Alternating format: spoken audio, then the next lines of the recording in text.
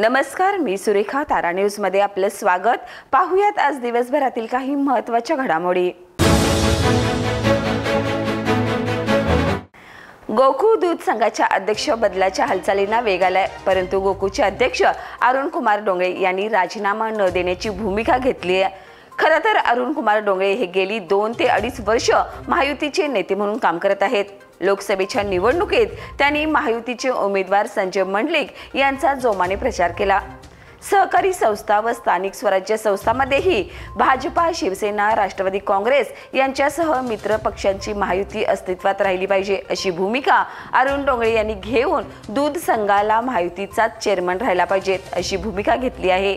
ती भूमिका योग्य असल्याचं मत भाजपा जिल्हाध्यक्ष नाथाजी पाटील यांनी व्यक्त केले.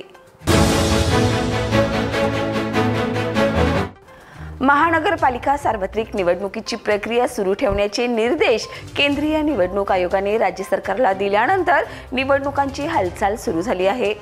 प्रभाग रचनेबाबत धोरणात्मक निर्णय घेण्याच्या तयारीत राज्य सरकार असून येत्या काही दिवसात या संदर्भातील अध्यादेश जारी होण्याची शक्यता आहे.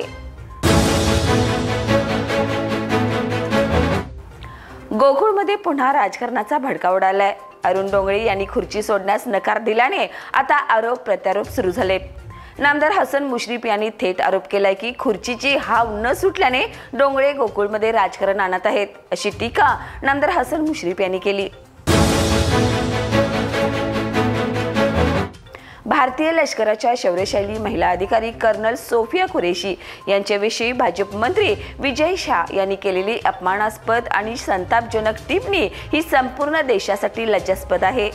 विजय शाह यांचं वक्तव्य हे केवळ एका महिलेचा अवमान करणारे नाही, तर संपूर्ण भारतीय लष्कराच्या शौर्याचा आणि सन्मानाचा अपमान करणारा आहे. या प्रकरणामुळे देशभक्त नागरिकांमध्ये तीव्र संतापाची लाट उसळली असून या विरोधात आज आम आदमी पक्षाच्या वतीनं जिल्हाधिकारी यांच्याकडे निवेदन देण्यात आलं. निवेदनामध्ये विजय शाह यांच्या विरोधात भारतीय दंड संहितेच्या कलम 124 अंतर्गत देशद्रोहाचा गुन्हा दाखल करण्यात यावा, त्यांची तात्काळ मंत्रिमंडळातून हक्कलपट्टी करण्यात यावी, या प्रकरणाची उच्चस्तरीय चौकशी करून दोषीवर कठोर कारवाई करण्यात यावी अशी मागणी यावेळी करण्यात आली.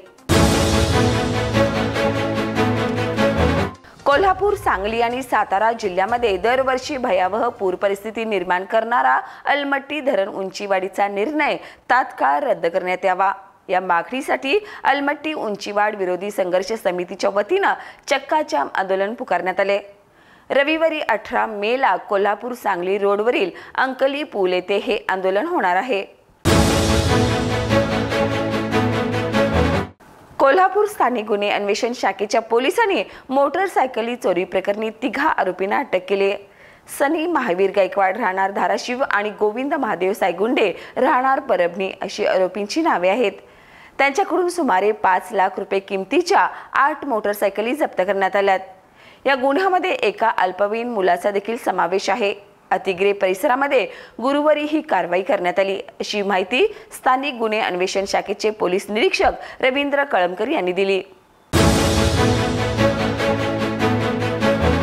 राज्यात वाढत्या गुन्हेगारीच्या पार्श्वभूमीवर आणि पोलीस दलातील अपुऱ्या मनुष्यबळांची गरज लक्षात घेऊन गृह विभागाने मोठा निर्णय घेतलाय.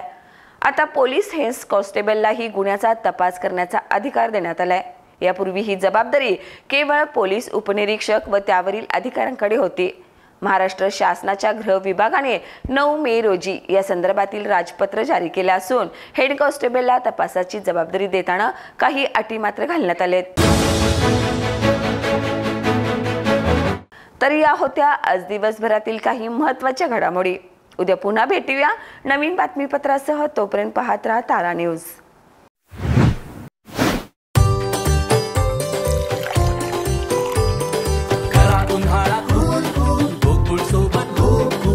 गोकुळ सोबत गो कूल.